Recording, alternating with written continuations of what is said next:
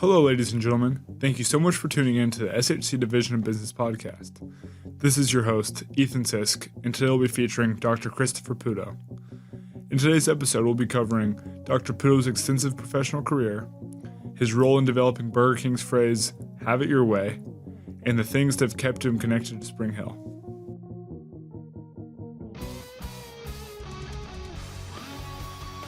Dr. Christopher Puto, thank you for coming on. I'm glad to be here. Very much, Ethan. Yes, sir. What was your favorite memory as a Spring Hill student? Wow. My favorite memory as a Spring Hill student, I have a lot of them, actually. It's hard to pick a favorite one, all right? So one of my very strong memories is the total camaraderie that we had on campus. Everybody knew everybody. We were about the size we are now, I think, at Spring Hill. And everybody knew everybody and pretty much got along and respected everybody. But one of the things that I remember best was the beer bowl. So we had three fraternities on campus, and they all got together and organized a round-robin touch football competition. And each fraternity played the other fraternity, and the winning fraternity got a free keg of beer sponsored by the losing fraternity. And we all shared the beer together. And that's great. That was one of the real sort of fun memories of Spring Hill in that sense. The other pieces are I had so many classes that just filled me with knowledge and information. Mm-hmm. It's just that I never even thought about before I got here. And that was also, I have very fond memories of those. What did you study when you were here? I majored in economics. And at the time, it wasn't through the business program. It was through the liberal arts program. So mm-hmm. I have a Bachelor of Science in Economics and Social Sciences. Things have changed now, and all the economics runs through the business division here. But I was an economics major. Good. The beer bowl sounds like a blast. It was. Was it held on Dorn Field? On Library Field. So that's now a soccer field. Yep, right. And things were different 50-some years ago in terms of the rules and mm-hmm. things like that. And we could actually legally have a keg of beer on the library steps, and that's where we celebrated the victory at the end of the game. That's awesome. I don't think we can do that these days. No, it'd be worth a shot though. What brought you to Spring Hill? How'd you find out about it? A couple of different things. My family has relatives, distant cousins that have been farmers in Baldwin County, a little city called Summerdale, for over 100 years. Wow. And I grew up down in the Florida Keys in a small Nice. town called Marathon. And I had a cousin who was 3 years ahead of me in school. And he found Spring Hill because of our relatives in Summerdale. He was interested in finding a good Catholic school that was in the South. Mm-hmm. And they said, well, there's one in Mobile, Alabama. It's called Spring Hill College. And he checked it out and found it. And so my freshman year was his senior year. And I found out about it through him. Mm-hmm. And he had many great positive things to say about it, and so I really only applied to two schools, University of Florida and Spring Hill College. Got accepted to both, and decided I'd go for the personal touch of Spring Hill versus the factory touch of the University of Florida. Gotta stay with the underdog for sure. You bet. I was similar too. I only had two schools, but they're both smaller. But ended up here. Do you believe that students find Spring Hill, or that Spring Hill finds its students? Oh, I think it's both. We we do a good job, and we need to continue doing that kind of work, making Spring Hill visible to a variety of students. And then the key is we find the students, and then the students, as they find us, create something that I will call fit. And the best and most successful students are the ones who, as they get on campus and get initiated into how things work here, say, wow, I belong here, and this is a really special place. And so it's both. If they're not aware of Spring Hill, they can't really find it unless we make them aware. Definitely. And then once we make them aware, then they check us out and decide, I'm going to give it a shot. And then once they're here, almost inevitably, they don't want to leave. I agree. There was a guest speaker I went to today, Bo Montreal. He's a co-owner of Bo Hayden's, a bar in town. And he said, I don't care what anyone says, Spring Hill is the best college in the world. And that is because the loyalty that is built in the camaraderie of the students, once the net expands, even through generations, wherever you are in the world, that people are willing to help you. I agree with that. I think that's very insightful, and he's right. If you're from Spring Hill and you meet another Badger somewhere, inevitably, and you need something, that Badger will be there to help, and you will help others that need your help. What did you do after Spring Hill? Well, I when I was at Spring Hill, I also participated in ROTC. Gotcha. So I was commissioned as second lieutenant in the United States Army on the graduation day of 1964. And through a sort of a fortuitous experience, my father had learned about a new program that was just coming out back in the 60s called the Master of Business Administration, MBA. And he thought that I could enhance my career if I got an MBA, and that they would help with the cost. And I said, well, I have to go in the Army first. And he said, why don't you get a delay in call to active duty, the equivalent of a deferment, while you get your master's degree, and then go on active duty. And I didn't know that was even possible, and I tried it, and the Army said, sure, we can wait for you. So I went to the University of Miami in Florida, and I got my MBA. And it was so new. In my MBA classes, there were only 7 other students. This was really Wow. small and just got started. Yeah. I finished in my normal 2 years, finished my MBA, and that summer after graduating in 1966, went on active duty. And the Army, in all of its wisdom, saw that I had a master's degree in business, and they made me a procurement officer and sent me to St. Louis, Missouri, where I was buying helicopters and helicopter parts for the Army. I literally thought I died and gone to heaven. I worked in a downtown office building in St. Louis, Missouri, with another 100 military officers and a couple thousand civilians, where we literally were buying all the helicopters used in Vietnam, and all the Army fixed wing aircraft, all of that, and it was a tremendously fabulous experience for me. And one of the challenges that we had one of the most sophisticated computer systems in the world in terms of supply logistics. And this was in 1966.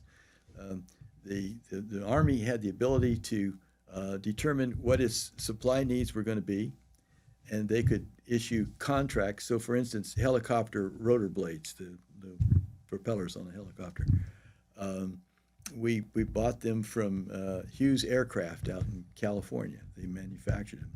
And we would have some estimate of the number of rotor blades we'd need in a year, and we'd give an annual contract to Hughes for several hundred rotor blades, and then we would issue what we called release orders. So if an Army supply depot in Vietnam needed 50 rotor blades, there was mainframe computers, but PCs didn't exist. The internet didn't exist. Things happened by teletype, and nobody even knows what a teletype machine is these days. But it was like a telephone that had a printer attached to it. Okay. And we would teletype release orders to Hughes that said, send 50 rotor blades to Long Binh Army Depot in Vietnam. Hughes would get the teletype, they'd prepare the rotor blades, load them on a ship, send them to Vietnam, and then when they got to the base in Vietnam, one of the Army people would type in the serial number of the rotor blades, the part number, the 9-digit long part number on an old key punch machine. And then that would then be fed into the teletype that would come back to St. Louis. And we had the bill from Hughes for the 50 rotor blades.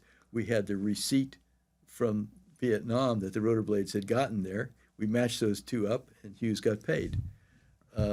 That was the system. Yeah. And it was for the time of the year, the time of this decade, it was fabulously effective. Mm-hmm. The problem was, however, that when you've got a draftee Army private first class punching things in, sometimes they didn't hit the right key number on there.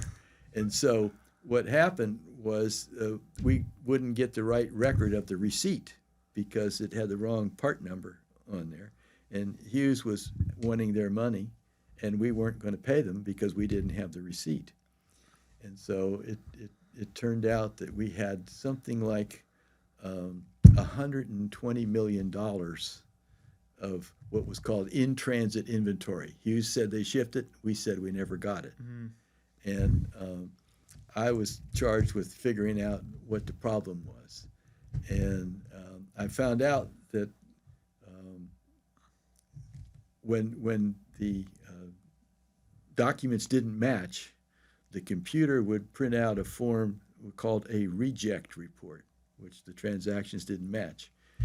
And it turned out that the civilian staff in St. Louis was concerned that the computer was going to take their jobs away. And so they were nervous about it. And they didn't know what to do with the reject report, so they just put it away and didn't say anything. Mm. And so I actually discovered this process that was happening. And once we found the reject reports, then we could do an analysis and see where the part numbers were transposed and fix it and make sure that Hughes got paid. And I went to the general who was in charge of our operation, and I said, if you'll let me teach a class to our civilians how to do this, we can save $120 million. Yeah. And he said, go ahead, give it a try, Lieutenant, see if it works. And so I did. They learned, and that was my very first teaching experience, was mm-hmm. in the Army teaching civilians how to make this reject report into a useful document. Did teaching resonate with you from that moment?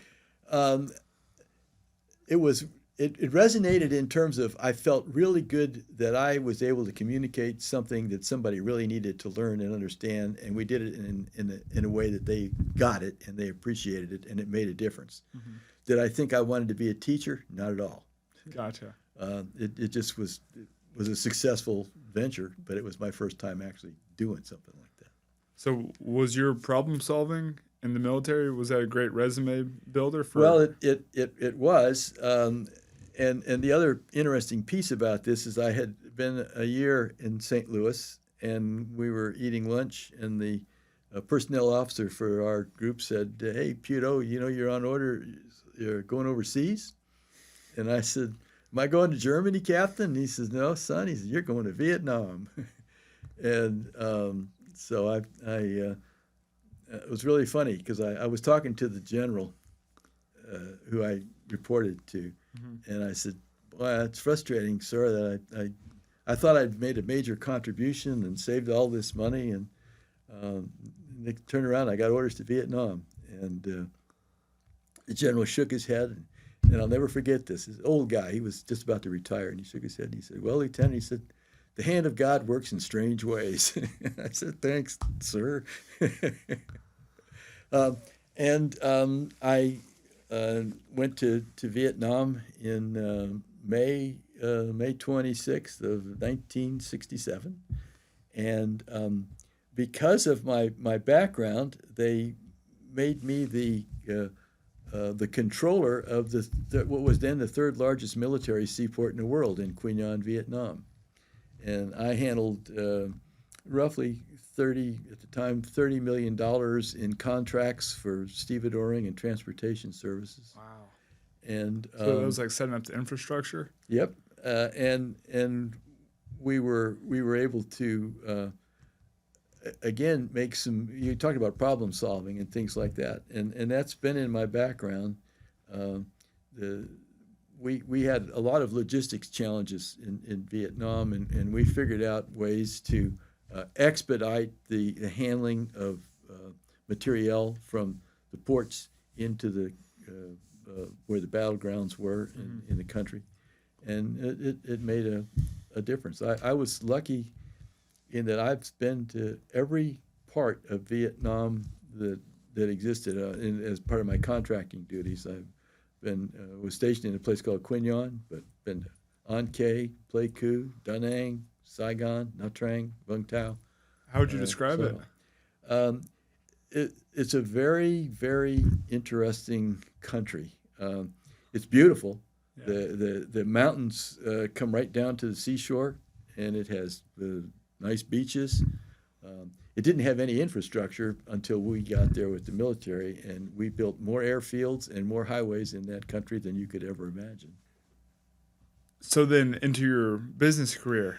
Well, I've had actually an unusual business career. One thing I'm super anxious about Yep. is Burger King. Well, let me tell you how I got to Burger King. Tell me. All right. When I got out of the Army, I came back in 1960. I was a year in Vietnam and a year in St. Louis. I had a 2 years active duty. Mm-hmm. So in 1968, I was discharged. And a friend of our family was connected with a bank in Miami, and he said to me, "How would you like to explore being a banker?" And I didn't really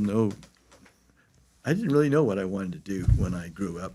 So I said, "Well, sure, that sounds like a good idea." It was a job, yeah. and I started working in this bank, and it was. I started as a teller, and then I worked in the back room as a bookkeeper and all these type of things. And I was learning a lot, but I was also very frustrated because it just didn't seem like anything was very efficient and it wasn't working. A lot of things could have been done better, and I was told every time I suggested something, "No, this is the way we do it. We don't change." Mm-hmm. So I got frustrated, and I made a resume, put my resume together, and I got out this is the old days, you got to remember, I got out the Miami telephone directory, which had yellow pages in it, and I looked up management recruiters, and there were 26 management recruiters listed in the yellow pages in Miami, and I sent my resume to each one of them with a cover letter saying I've got this background, this experience, and I can't pay a fee. They usually charge you a fee to get you a job. But I said, if you have any company-paid fees, I would be interested in being considered. And 25 of them threw my letter and resume in the garbage can, and one of them called me up and said, "Have you ever thought about working at Burger King?" And my first reaction was, "I don't want to make hamburgers. I want to make a difference."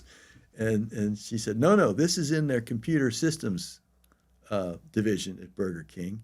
And because of your computer experience in the Army, they thought that this might be something that you could do. How old were you at this point? I was 25. And so I went down for the interview, and who was in charge of information systems at Burger King but a classmate of my MBA program who was a couple of years older, and he was married as he went through school, MBA school, and had a wife and 2 kids, so therefore he wasn't drafted. And when he graduated, he went straight to work for Burger King. And so we were classmates, and I said, my gosh, what a great experience it is to see you. And we talked a little bit, and he said, we think you know enough that you could be quite helpful in our computer systems department. So they offered me a job. And so I became a systems analyst at Burger King in 1969. So at this time, were computers only used by companies and larger entities? They were only mainframes. There was no such thing as a PC then. Anything at all. It was all were mainframes, and yeah, they were large, expensive, multi-million-dollar operations, and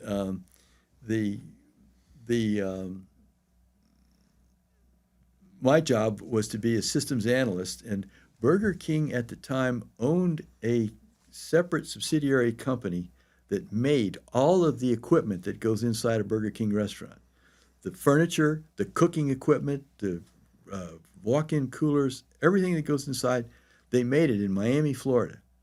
And when a Burger King was getting ready to open, they would load all the equipment up on a semi-trailer truck on a Friday. They'd arrive at the Burger King location on a Monday, unload the truck, put it into place, set it up, and a week later the Burger King was open. It was unbelievably efficient and well done. But the problem was the factory itself had a lot of operational problems. Things were they were mixing up orders on occasion and things like that. And so my assignment was to do a complete order inventory, invoicing, inventory control system for that operation. You develop a database for it all? Yeah, and to set the whole thing up. And so I had to interview all of the operating vice presidents for each of their divisions at the factory and see what was going on. And I did all that, and I designed the system. And while I was doing that, the sales manager interviewed me as I was talking to him, and he said, what's your background? Why are you doing, all this computer stuff? And I said, well, I've in the military, I did this. And I have an MBA, and I focused on marketing in my MBA. And he said, well, you shouldn't be doing this computer thing. You should be working for me. And I said, well, I don't think that you can pay me as much as they'd pay me for the computer stuff. And he asked me how much I was making. I told him. He says, let me see. And so 2 weeks later, I got a call, and he said, Chris, he said, I've checked into it, and I can offer you a $3,000 a year raise if you'd like to come be the assistant sales manager. And I said, well, I've never sold anything in my life, but this $3,000 sounded like a lot of money in 1969. I said, sure. So I became the assistant sales manager for this whole operation. And the next thing that happened was he was training me in sales processes and things like that. And it turned out that this gentleman was actually a bit of a slick person in the bad sense. He was taking advantage of some of the Burger King operators in the way they were selling things. And I didn't realize it until, I'd been there for about a year. And the vice president of the general manager of the whole operation called me in and said, Chris, we've just terminated your boss, and we've decided we're not going to do a national search. You're the new sales manager. And I was just flabbergasted. And so you're the sales manager of the entire company? This was of the division. Okay. We made all the restaurant equipment and all sort of like that. So it was, I reported to the vice president, who reported to the president. So I was the second level down.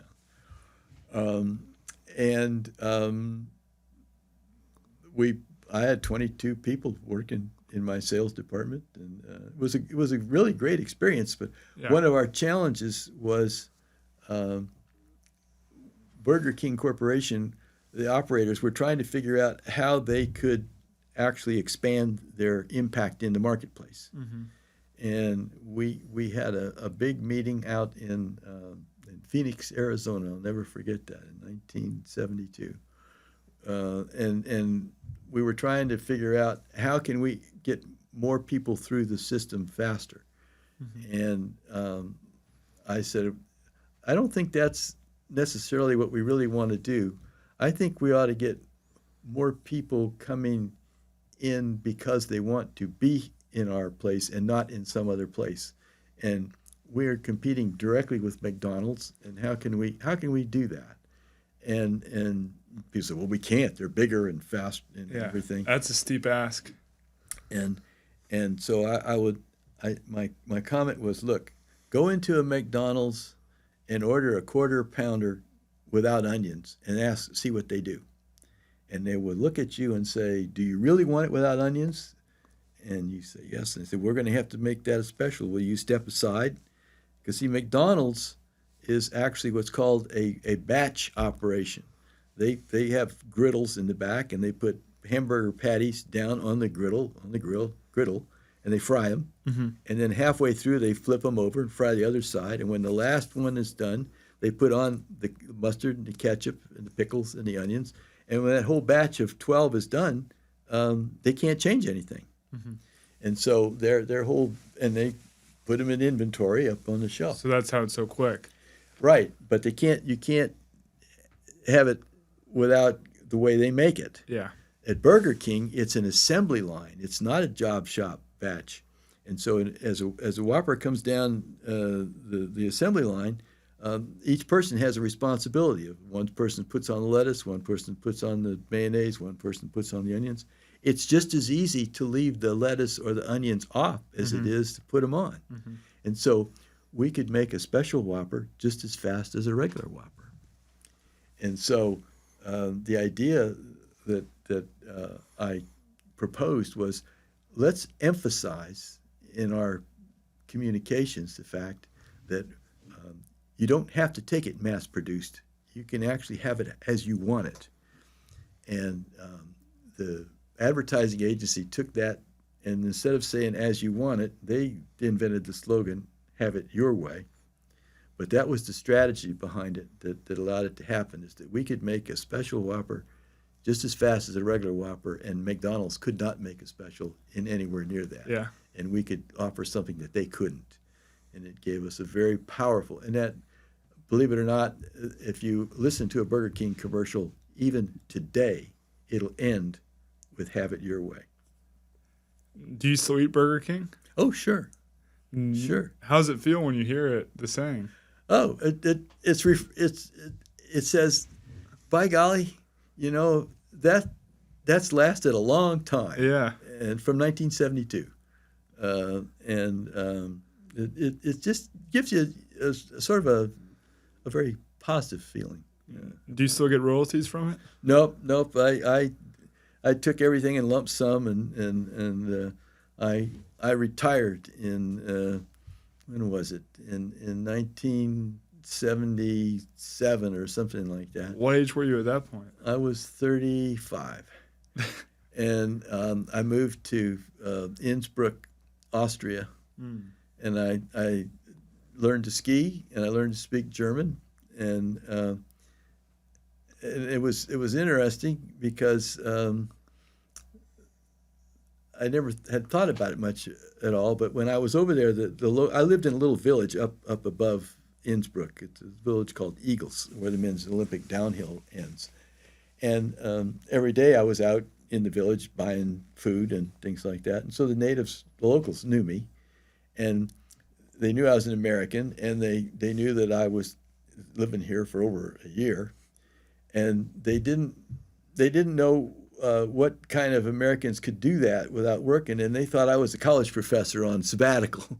So they used to call me here professor, and I used to nod, and I said, this might be something that I now that I thought about the teaching that I did.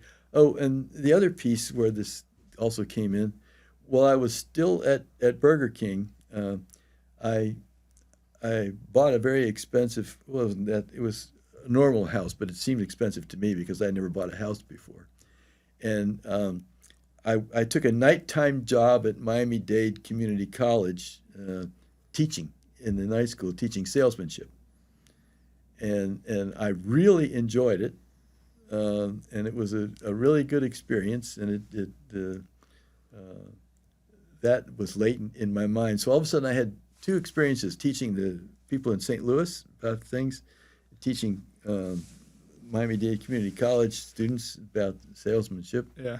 And then they're calling me Herr Professor in Europe. And I said, maybe I want to go back and be a college professor. Mm-hmm. So I moved to North Carolina in the mountains, because I like the mountains from when I've been in Austria. Me too. And I went to a place called Appalachian State University in Boone, North Carolina. And I introduced myself to the marketing chairman and said, I've got a master's degree and I've got 15 years experience or thereabouts in corporate America, a dozen years. And if you need anybody to teach marketing, I'd certainly like to be a part of it. And he said, well, we're quite full right now, and we'll let you know. And I said, okay, fine. So I had a little business card made up, and this was in April, I think. And I got a call in July that said, are you still interested in teaching marketing? And I said, well, yeah. And they said, well, come on down. We'll talk to you about this. And I met the dean. He said, that person who was the head of marketing left us, and we need somebody not to be head of marketing, but to teach marketing in his place. And would you be willing to do that? And I said, sure. And so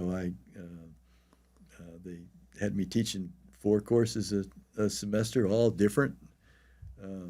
And he said, now, you have to understand, you don't have a Ph.D., and this is a 9-month contract. And so we're going to start you in September, and you're gone in June. You understand that? That's the way it works. And I said, well, that's better than anything else I'm doing, so I'm fine with that. And so I was teaching my class, and at Thanksgiving in the fall semester, I got called into the dean's office over Thanksgiving break. And I said, wait a minute. I said, you said I could stay till May. What am I getting called in for? And they said, well, we've done some checking, and the students are learning a lot in your classes, and your faculty colleagues say you're really a contributor to what's good about this place. And so we want you to stick around and not leave in May. But by the same token, if you don't have a PhD in 6 years, we will let you go, because we only tenure people that have PhDs. And so I stayed there for 2 years and found out that I really liked it. And I really liked being a college professor. And I made up my mind I was going to get my PhD. And so I thought I'd want to be close to where I lived. So there were 4 schools that were within like 4 hours commute from where I lived in Boone, North Carolina. Yeah. University of Tennessee in Knoxville was 4 hours away. Virginia Tech in Blacksburg. University of North Carolina at Chapel Hill, and Duke. And I applied to all of them. Duke didn't have a PhD program in business. They were just starting it. And so I was accepted at Tennessee, Knoxville, in their PhD program. I was accepted at Blacksburg. North Carolina said I was too old and not a good fit for them at Chapel Hill, but thank you anyway. And Duke said, we're just starting the program. We want to talk to you. So I went down for an interview, and they were excited about my background and what things had happened at Burger King. And so they offered me a full scholarship. And I'm the first person ever to get a PhD in business at Duke. How about that? And when I got my PhD, I was going to go back to Appalachian State and teach, and the University of Michigan made me a job offer. And I became a professor at the University of Michigan, where I taught marketing to MBA students and undergrads. How'd they find out about you? When you finish your PhD degree, you essentially your information goes to every school that's looking to hire a marketing professor at the time, and so they found out about me through that background, and I interviewed there, and we hit it off, and I became a professor there in 1984, and 5 years later, I got a call from the University of Arizona who said, we'd like you to think about moving here and running our doctoral program in business, in marketing in particular. And so I flew down to Arizona. I did an interview, and they offered me a tenured position, which is a rank up above where I was at Michigan, and that I would teach in the MBA program and run their doctoral program. So at Appalachian State, you had to have 7 years to be tenured. Yep. But you got it just off of your experiences. I got it in 5 years at Arizona. Gotcha. They made a tenured offer. Michigan I was on tenure track, and so at Michigan it took 8 years to get tenure, and I'd been there. I was just finishing my 5th, and Arizona said, "We'll tenure you in advance of that." So I moved to Arizona with the tenured offer, and I taught in their MBA program, and I taught in the entrepreneurship program, which was ranked number 4 in the country at the time when I taught there. And I loved living out in Tucson. It was really good. I had a nice house up in the mountains. In the desert? And it's beautiful. It's my favorite climate. And thought it was just great. And next thing you know, I'd been there 10 years, and I got a call from an executive recruiter who said, "Have you ever thought about being a dean?" And I said, "Not really." I said, "I was an associate dean, and I ran the MBA program." And the way they found out about me is that when I was running the Arizona MBA program, we moved from unranked to number 36 in the country in a 3-year span. How does that happen? Oh, the magazines, when they rank you, we hit all the right measures. And what are some of those measures? Well, the measures were student success when they graduated. What percentage of them got jobs, and what was the average pay, and what was the quality of the students coming in terms of their GMAT scores and things like that. There's like 7 different things that they measure. Okay. You put all that together, and they come out with this ranking. And we'd moved from unranked to number 36, I think it was, in the country. And That's really good. Gets into a lot of eyes. And so the executive recruiter said, "How would you like to be a dean at a place like Georgetown?" And I said, "Well, I'm open to the idea." So they interviewed me at Georgetown, and Georgetown is, as you may know, is the oldest Jesuit Catholic school in the university in the United States. And I was actually able to spend some time there last weekend. I went to D.C. through our I-Corps class. Gotcha. For those of you listening, I-Corps is a national program partnered with the federal government. Yes. National Science Foundation. But Spring Hill takes place in one of the classes, and Dr. Puto is one of my teachers. And in that class, I was able to go to D.C. for a conference and spend some time on Georgetown's.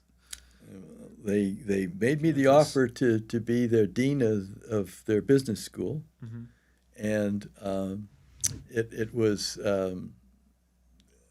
I was overwhelmed by it. What was interesting was the 2 things that excited them about my credentials were, one, I had this first Ph.D. from Duke, which it was a competitive school to Georgetown, and they thought that was a neat thing to have. And I had both my academic and my business background, which was a neat package. And the other thing that they were so impressed was I had a degree from Spring Hill College, and they knew I understood Jesuit education, and that would not be an issue at all, and that I could make a positive impact on that. And that was quite exciting for me to hear that Spring Hill was one of the reasons that Georgetown turned on. And so Georgetown had a real struggle. They'd had to relieve their last dean because the school wasn't performing well in the rankings and it was having difficulty. And we brought it from ranked in number 30-ish to number 22 in the country while I was the dean there. How many years was that? I was dean there for a little over 4 years. And at the end of that time, I got a visit from a priest who came from Minneapolis, who was the president of the University of St. Thomas in Minneapolis and St. Paul, Minnesota. And he said, we're trying to build the best Catholic business school in the country. And we've had a real problem hiring and retaining a dean. And you've been recommended to us, and we'd like to talk to you about conceivably building this business school with us. And I said, well, I'm at the best Catholic business school in the country. And he said, well, but did you build it? How would you like to build one? And I do have a little bit of entrepreneurial bone in me. And so I went up there and I met with the trustees, one of whom was a man named Dick Schultz, who was the founder of Best Buy. And he was a very powerful trustee up there. And he and I had a very, very engaging dinner conversation about what it took to make a good business school.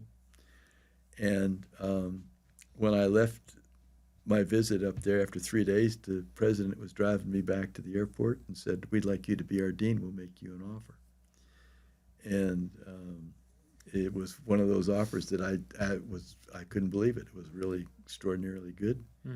And as a result of that, Mr. Schultz gave $100 million to endow the School of Entrepreneurship in the business school.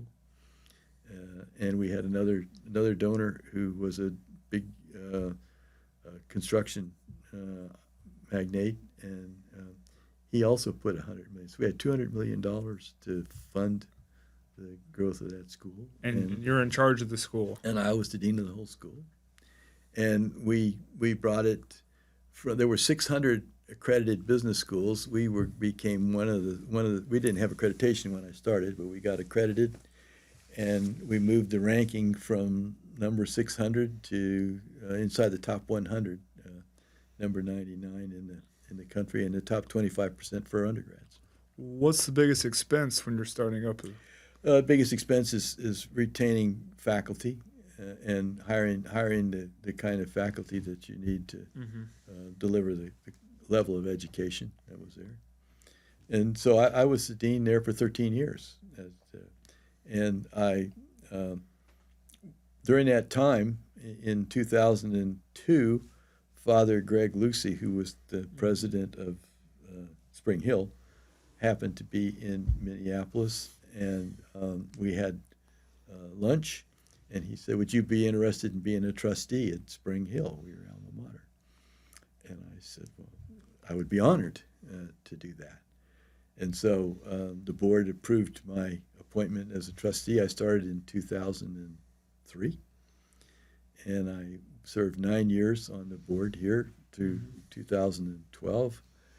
And then I finished my time as a trustee, and in 2015, the chairman of the board, whom I had known from my time on the board, called me up and said, we're making a major change in the presidency of Spring Hill College, and we'd like you to consider coming back down here as our president. And I said, well, I'm not a priest, and I'm not going to become one right now at this stage of my life. And he said, nope, we've changed the bylaws. You do not have to be a priest. You need to be a Catholic. And I said, well, I am a Catholic. Were you the first non-priest president? I'm the first lay president of Spring Hill College. Wow. Yep. And we had some heavy-duty challenges when I got here. Some of our finances had gotten a little bit confused, and our accrediting agency put us on probation. And so we had to do some major restructuring, which we did internally. It never affected the students one bit. And we were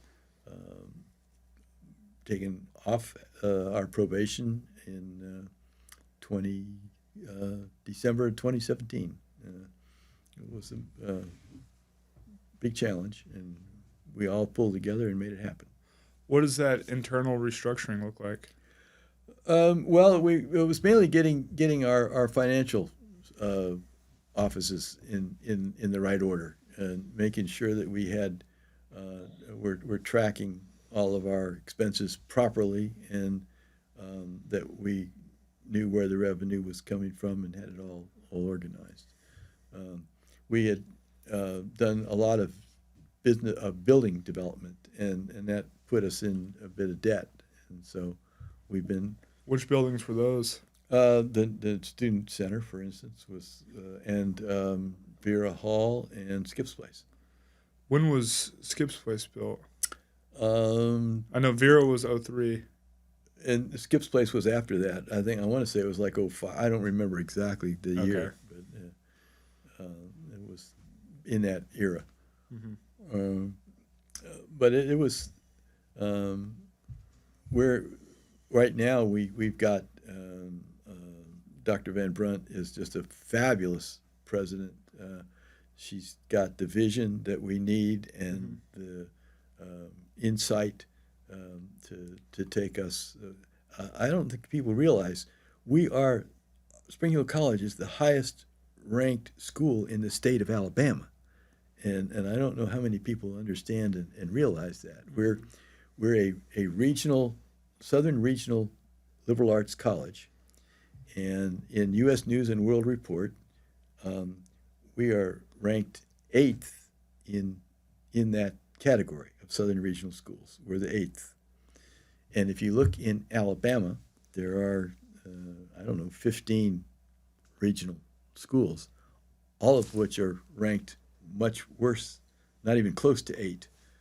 And then if you look at Auburn and University of Alabama, Tuscaloosa, they're not regional schools, they're national schools. But I don't have it in my mind now, but one of them is ranked like 97 among national schools, and one is ranked 100 and something. And so we're ranked 8th, and we are, in effect, the highest ranked college in the state of Alabama. I love it. That's got to be a huge marketing point to show. It should be. It emphasizes the extreme quality of the educational experience that every Spring Hill student has. I hear more talk on it being ranked number 1 for the most beautiful college in the South. Well, that was in recent. I forget the magazine, Southern Living magazine did that ranking, and it is stunningly beautiful in terms of the facilities we have and how impressive the land is and that. But you go to college for an educational experience, and the educational experience that one gets here at Spring Hill is second to none. I agree. Back to Skips and Vera. Yeah. Did you ever meet Skip Vera? Skip Vera was a classmate of mine. We started freshman year together. He was a fraternity brother, and I knew Skip extraordinarily well. I mean, we hung around together the whole 4 years that he was here. Wow. So, yeah, I knew Skip. His nickname was the tree. Because how tall he was? He was 6'5" or 6'6" or thereabouts, maybe 6'7", and he weighed about 140 pounds, and he looked like like a Charlie Brown Christmas tree. And he hated that name until later in life. Then he got used to it when he just before he died. He said, "Yeah, you can call me Tree. It's all right." But he just didn't like it when we called him that as a student. I heard he was a great basketball player too. Well, he was he played forward on the team, and he was a bit of a free spirit too. So there were when he was on his game, he was really, really good, and when he wasn't, he was not quite that. Oh, I see. But he was a great guy. Just a fabulous, caring human being. So, what brought you back to Spring Hill? Well, what brought me back was... And what has kept you here for all these years? What brought me back was the opportunity to make a real difference when I became the president. We had some serious challenges, and we got them all overcome. And then I decided that we needed... it was better to have somebody that had a broader future ahead of them to be the leader and make things happen. But I really love Spring Hill, and I can tell. A fellow who was a year ahead of me in school in a different fraternity, by the way, but we were on the board of trustees together. John Burke. He was from Milwaukee, Wisconsin. He came to Spring Hill, studied business, went back to Milwaukee, and became a very successful real estate entrepreneur and developer. And when I became president, he said to me, "Chris, I want to do something that would give every student at Spring Hill a better opportunity to understand how the free enterprise system works in this country, and what might we do about that?" And I thought it was an intriguing idea, and I said, "Let me think about it." And so I proposed to John that we create a system. So we're a Jesuit Catholic college, and we need to maintain our values in that respect all the way through. But yet we want people to understand how capitalism works. So why don't we create a course in the philosophy department that studies the morality of markets and looks at different economic systems and how do they fit in a ethical, moral sense. And they looked at capitalism, socialism, and communism, and that's what that course was about. And then another course was in political science, actually is a political economy course that says, how do we take these different economic systems and merge them with governance systems so that we can make things work better? And this looks at the origin of economic theory and how it evolves and how that fits with different social, business, governance structures. And then so that would be one course. And then the last two courses would be a course in market definition. How do we identify an opportunity or a need that's not currently being filled and validate its size and what it would take to fill it, what kind of organization. And then once we validate that, how could we create an enterprise that actually delivered on that promise? And so those are the last two courses. One's called Market Definition, the other is called Enterprise Creation. And those are the two courses that I developed and that I teach. And they're combinations of most of my graduate work, my master's degree teaching at Michigan and Arizona and St. Thomas, where we take a really high-level positive approach at this thing. The students in the market definition class, every student does, they identify a problem out there, and we do a national survey. We've got contributions from Mr. Burke's estate and things that allow us to get the software and to actually pay for the surveys to be executed and analyzed and put together into a package that says here is the complete situation that provides this opportunity, and then we take that and put it into a high-powered understanding of how do I create an organization that does this. It doesn't have to be a business. We've had different nonprofit organizations that have evolved out of this, and businesses both. So And the program itself is Certificate for Free Enterprise? That's what it's called. Thank you. And CFE.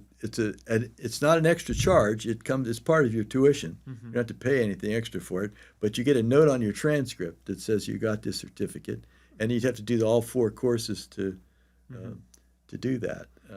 I've had 2 friends that have participated, Aaron and Elizabeth, and they've both been big advocates for the program, and they try to get me to do it, and I wanted to sign up, but the class offerings didn't match with graduation. Yep, it's you need to be thinking about it as a sophomore, Definitely, and then things can work. Interestingly enough, one of the pieces of it is to give every Spring Hill student an opportunity to take advantage of what the free market system works in our country and how it is. We're actually going to do an experiment starting this fall. The certificate still will require all 4 courses, but with permission of the instructor, any undergraduate major at Spring Hill who wants to take the market definition and the enterprise creation courses can meet with me and possibly be enrolled in those 2 courses next fall. We're going to experiment with that. See, nice. they won't get the certificate, but they'll still get some of the knowledge. What they'll get is the leverage to be able to compete with anybody anywhere, irrespective of their major. It's not everybody can major in business. It can't hold them all, but no matter what your major is, if you had an exposure to how this works, it would give you a leg up in an interview and in a job competition. So we're going to see how it works. What is your advice to students who could be discouraged by a large competition in the entrepreneurial industry? My advice is first to understand what is the real need that you're seeking to solve. And the second piece then is, if you understand that, then have the confidence in your ability to put together an organization, even if it's a 2-person organization, that solves that need. So that would be my advice: is learn how to really identify and confirm that a need really exists, and then how can we solve that need better than it is currently being solved. That's the key to successful entrepreneurship. That's one of the things that the CFE program also shows is through the survey, you can determine if the need is present. It's extremely powerful. One of the students was interested in medical marijuana in Alabama, and how that could succeed now that it's been passed as a law. And he did a survey. We surveyed several hundred Alabama residents, and found out that roughly 50% of the population that we surveyed is eligible for access to medical marijuana because of their health circumstances. And 50% of those were actually quite open and receptive to taking medical marijuana. If marijuana was legalized in Alabama, would you start smoking it? Me? Yeah. No, I'm too old. Nope. I've never smoked any form of tobacco or anything like that because of what I thought it might do to my lungs. So, nope, I'll pass on that one. Okay. One final question. Sure. How related is entrepreneurship and marketing?